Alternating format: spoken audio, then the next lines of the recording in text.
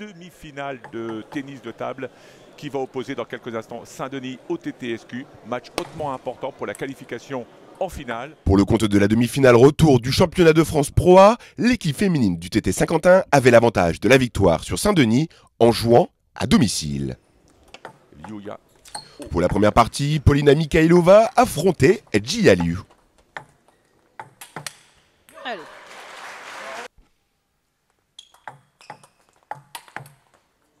Oui. Revers en ligne. La Saint-Quentinoise se détachait de 5-5 à 9-5, mais l'Autrichienne répliquait en inscrivant 5 points d'affilée.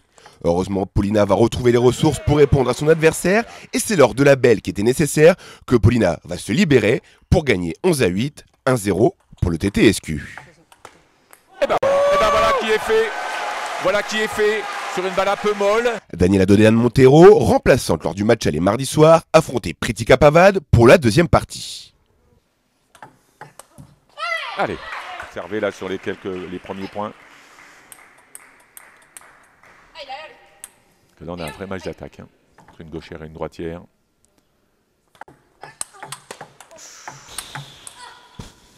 Oh là là là là là là là là. Tu vas pas avoir assez de tapage pour noter le top 10. Finalement, c'est là que j'aurais dû prendre un A3.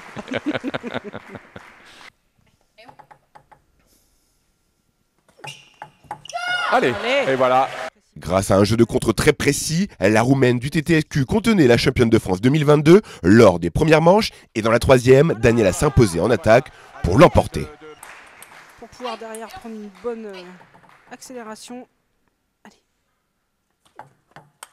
Et ben voilà, c'est fait.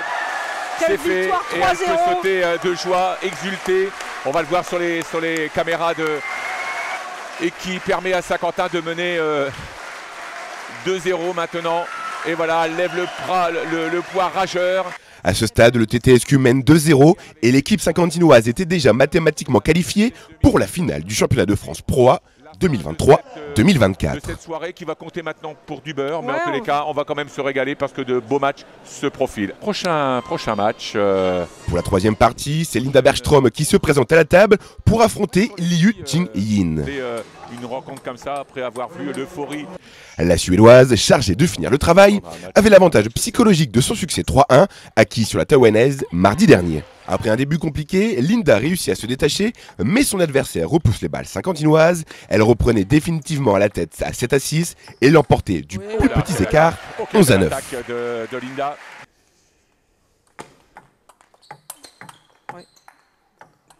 Ouais, bien joué. Et voilà. Allez.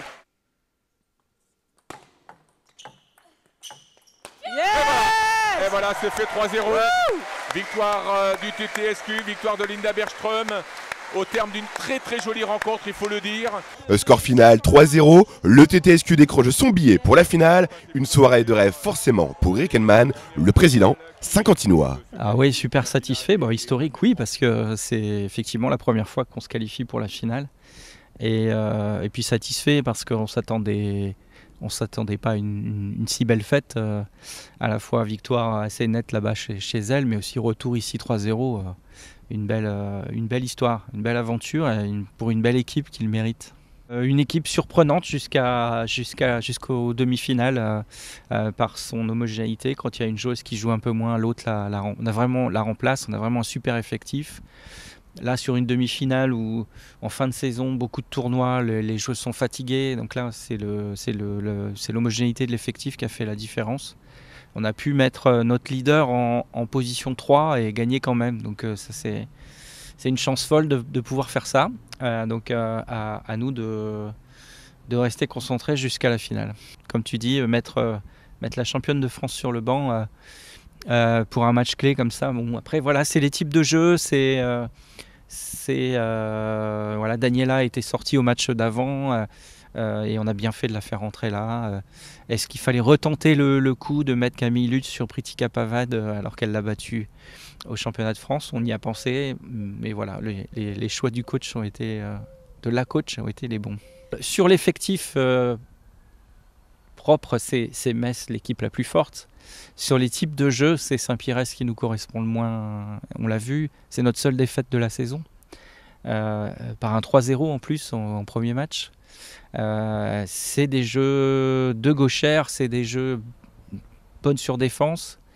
Voilà, donc on va se préparer pour ça, mais on préférait peut-être un petit avantage pour Metz. Puis sportivement, c'est un vrai plaisir. Cette équipe, c'est la meilleure qu'on ait jamais eue, de toute façon, c'est clair. Et sportivement, mais aussi en termes d'ambiance d'équipe. C'est un vrai groupe avec une belle solidarité. Les filles se soutiennent, comprennent les choix du coach, jamais frustré de ne pas avoir été sélectionné, de ne pas avoir joué. En même temps, cette année, c'est difficile de critiquer les choix d'Olga, puisque, encore une fois, 11 victoires sur 12, 11 consécutives. Donc c'est unique. Je ne sais pas si un club l'a déjà fait, d'ailleurs, arriver à ce niveau-là. Donc on serait effectivement super fiers de pouvoir ramener ce titre de champion de France par équipe à Saint-Quentin. Après cette magnifique qualification, il faudra maintenant patienter et attendre le résultat de l'autre demi-finale entre Metz et l'Entente Sainte-Pirèze pour connaître l'adversaire du TTSQ. Les Saint-Quentinoises sont à 2 matchs d'un éventuel titre de champion de France.